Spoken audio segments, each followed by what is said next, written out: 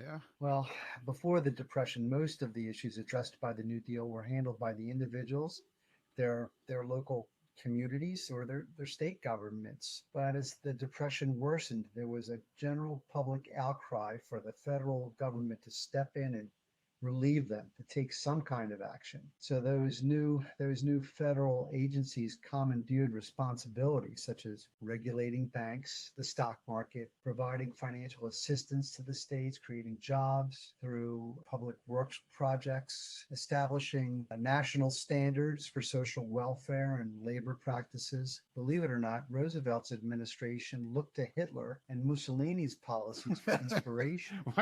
Why wouldn't I believe it? They all had shared Marxist values and central planning.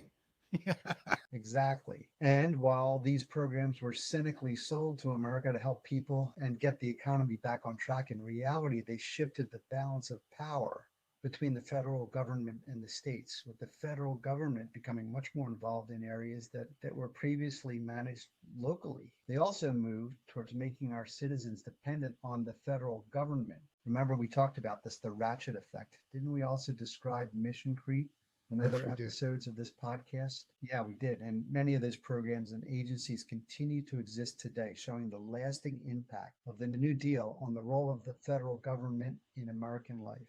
Yeah, yeah. Now, for brevity, let's not even get into Johnson and the Great Society. The result is what Democrats believe to be, as I said, a fourth branch of government, the Leviathan bureaucracy. The one flaw in their game plan is that it is in direct contradiction to the Constitution. There is no fourth branch in the structure of our government, and there was no amendment even calling for one. Every time a new regulatory agency is created, it is by structure placed under the direct control of the executive branch, increasing the power of the president by orders of magnitude. The government has become a highly centralized system that the founders would not recognize.